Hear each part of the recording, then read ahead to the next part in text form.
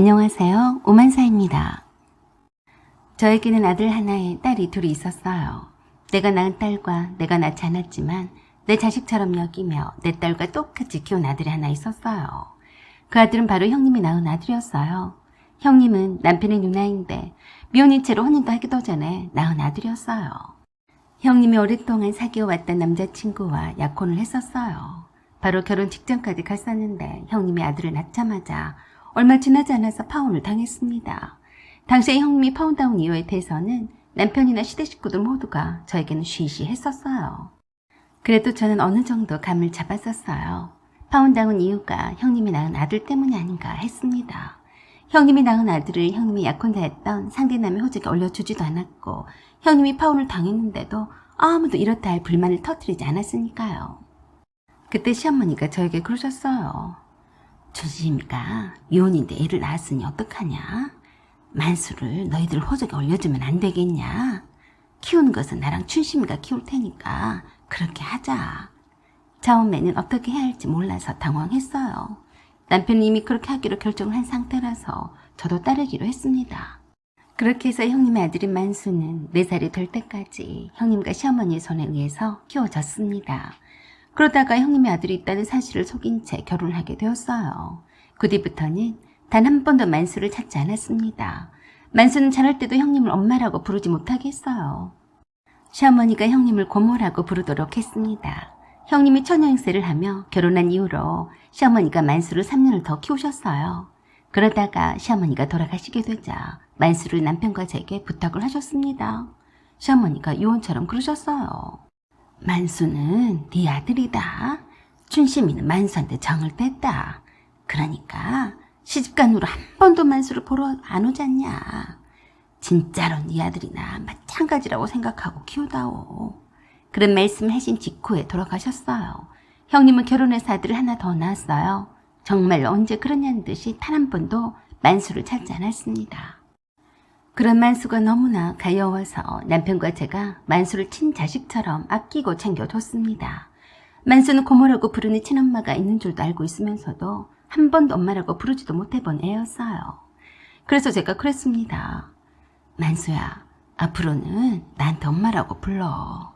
내가 네 엄마가 되어줄게. 알았지? 그때 만수의 두 눈에서 흘렀던 눈물을 저는 아직도 기억합니다. 그때부터 만수는 형님의 아들이 아닌 제가 낳은 아들처럼 여기며 친자식처럼 아끼고 사랑해 주었어요. 그랬더니 만수도 마음의 문을 열고 남편과 저에게 엄마와 아빠로 받아들였는지 늘 엄마와 아빠란 소리가 자연스럽게 나왔습니다. 제 두 딸들과도 사이좋게 잘 지냈어요. 만수가 저와 남편의 친자식이 아니었고 형님이 낳은 아들인 것을 잘 알고 있었음에도 더 이상 형님이 만수를 찾지 않았어도 서글퍼하거나 우울해하지도 않았어요. 키우는 정이 뭔지 제 자식처럼 애틋했습니다. 누가 뭐래도 제 아들이었어요.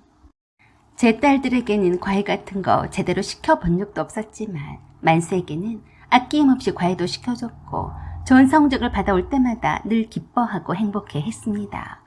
만수에게도 제 딸들에게 했던 것과 똑같이 사랑한다는 말을 늘 했어요. 만수는 누가 뭐래도 제 아들이었으니까요. 그런 만수가 잘 자라서 의대에 입학을 하게 되었고 그 뒷바라지를 저와 남편이 다 해줬습니다. 드디어 의사 면허를 따고 대학병원에서 근무를 하고 있을 때에 동네 여의사와 결혼을 하게 되었어요. 늘 연락을 끊고 살던 형님에게 남편이 그 기쁜 소식을 전해줬던 모양이었어요. 그때부터 일이 꼬이기 시작했습니다. 의사가 되어서 의사와 결혼을 한다는 소식에 갑자기 만수 앞에 나타나기 시작했어요. 그때도 여전히 만수는 형님에게 고모라고 불렀습니다. 그걸 문제 삼았어요. 갑자기 태도를 바꾸어서 만수의 생모라는 걸 강조하기 시작했습니다. 상견례 때에도 만수의 생모가 고모라는 사실을 밝히지 않았었어요. 영원히 제 아들로 기억되기를 바랬지만 그건 제 꿈에 불과했습니다. 고생해서 다 키워놨더니 그저 맨입으로 만수를 채가려고 했어요. 만수도 생모가 고모라는 사실을 알고 있었기 때문에 예비 며느리에게도 그 사실을 털어놓았습니다. 저와 남편이 만수를 정직한 사람이 되어야 한다고 가르쳤기 때문에 그 사실을 숨긴 채 결혼할 리가 만무했어요. 예비 사돈들 집안에서 좀 껄끄럽게 생각하긴 했어도 그 일 때문에 결혼을 거부하진 않았습니다. 참 감사한 일이었어요. 그러자 이젠 대놓고 형님은 만수의 생모로서 누릴 건 다 누리려고 했습니다. 그럴 때마다 남편이 그랬어요. 우리가 그동안 애써서 만수를 잘 키워왔지만 그만큼 보람도 컸잖아. 춘심이가 자기 아들을 못 키울 수밖에 없어서 얼마나 마음이 아팠겠어. 그러니까 그냥 모른 척하고 우리가 마음을 좀 넓게 쓰자. 하필 그 즈음에 형님이 결혼해서 낳은 아들 하나가 교통사고를 당해서 하늘나라로 가버렸어요. 그 아들을 잃은 상실감에 빠져서 어쩔 줄 몰라 하던 때라서 만수에게 더 집착을 했는지도 모르겠다고 생각을 했습니다. 그리고 그런 형님의 처지가 가엾기도 했습니다. 저와 남편도 불쌍한 마음에 형님인 만수를 자주 찾게 됐고 언제 그랬냐는 듯이 고모가 아닌 친엄마처럼 행세를 해도 그러려니 했어요. 만수를 우리에게 떠맡겼으면서 단 한 번도 만수 생일 때나 어린이날 때도 전화, 통이나 선물 한 번을 사준 적이 없었던 형님이 만수에게 자기 생일을 챙겨주기를 바라게 되더니 급기야는 예비 며느리에게도 샤머니 행세를 하려고 했습니다. 그것뿐이겠어요. 만수의 결혼식 혼주석에 당당하게 앉기를 원했습니다. 그러면서도 만수의 결혼에 땡전 한 푼도 보태지 않더라고요. 사실 돈이 있어야 보태든지 말든지 하죠. 어린 만수를 버리고 팔자를 고쳐보겠다며 처녀 행세를 하며 결혼을 했던 형님은 아들 하나를 낳고 이혼을 했었고 현재 살고 있는 사람과는 동거 중이었어요. 형님은 동거적인 그 남자와는 다시 재혼할 의사는 전혀 없다고 하면서도 쥐꼬리만한 생활비를 받아 쓰기 위해 사는 듯 싶었습니다. 남편은 물론 저에게도 그 동거남을 소개를 시켜준 적도 없었어요. 저는 남편도 굳이 알려고도 하지 않았습니다. 형님은 만수를 낳았을 무렵에는 영화 배우와 같은 아우라를 풍기는 그런 외모였어요. 그래서 늘 주변 남자들에게 인기도 많았고 키도 컸기 때문에 모델 제의도 받았었어요. 20년이 지난 지금의 모습도 별반 차이가 나지 않았습니다. 타고난 미모 탓이었는데 단한 그 모습은 저도 부러워할 정도였어요. 그런 형님의 외모를 물려받은 만수도 키도 큰데다가 잘생기기까지 어느 하나 빠진 구석이 없는 엄친아 같았습니다. 굳이 만수의 상무 노릇을 하겠다며 혼주석에 앉겠다는 것을 더 이상 어찌하지 못하고 그러라고 했어요. 결혼식 당일이었어요. 하객 중에 한 무리 사람들이 몰려왔습니다. 제가 모르는 사람들이라서 신부 측의 하객인 줄로만 알았어요. 신부 측과도 반갑게 인사하는 눈치가 아니었지만 그저 그런가 보다 했습니다. 한참 예식이 진행이 되면서 혼주석에는 남편과 형님이 앉아 있었어요. 그동안 자라온 성장 스토리를 간략하게 제작한 영상이 펼쳐지기 시작했습니다.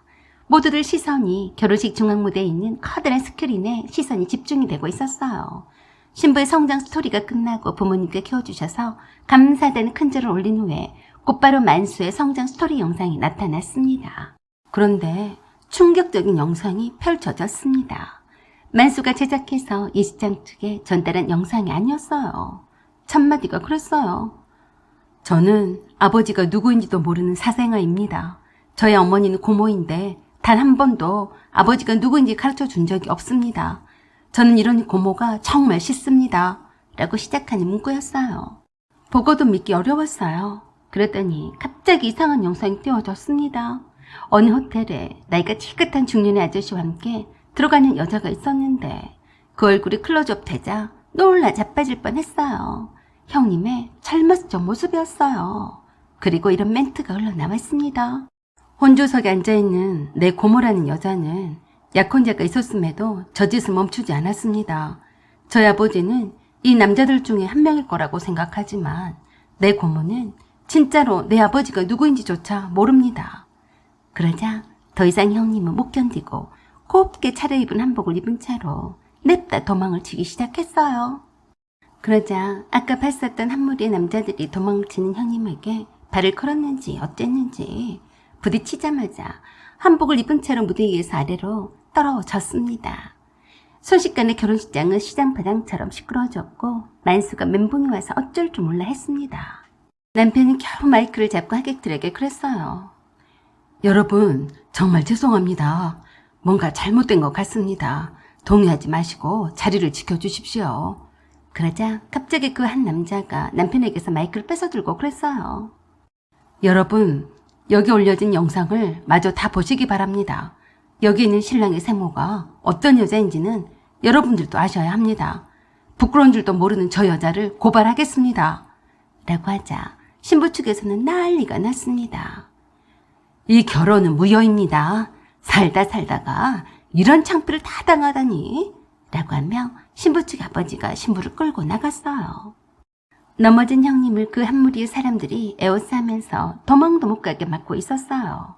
신부 측 하객들이 지나면서 동물원에 있는 원숭이 구경하듯이 별종이라며 혀를 차고 갔습니다. 우리 집 하객들도 마찬가지였어요. 멍하게 얼빠진 채로 서 있는 만수를 친구들이 겨우 지켜줬지만 머리를 감싸며 힘들어했습니다. 그리고 비참한 얼굴로 형님한테 다가가서 물었어요. 고모, 진짜로 내 아버지는 누구예요?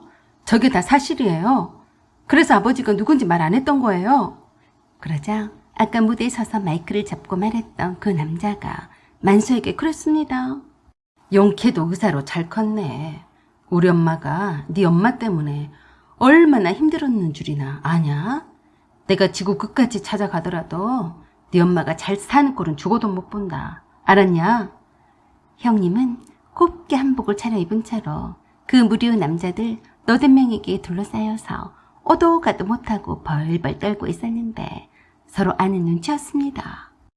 형님이 그 남자에게 그랬어요.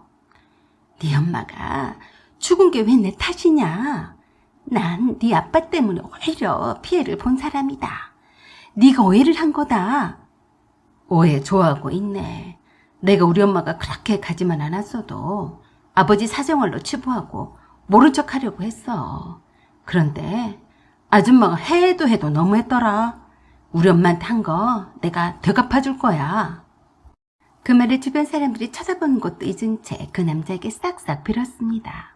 그 모습을 본 만수가 어깨가 축 처진 채로 일장 밖으로 걸어 나갔어요.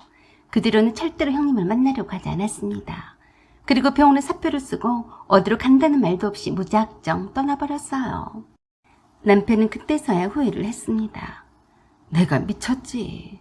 내가 끝까지 누나랑 만수가 못 만나게 했어야 했는데 애 인생 완전히 버려놨으니 어떡하면 좋아.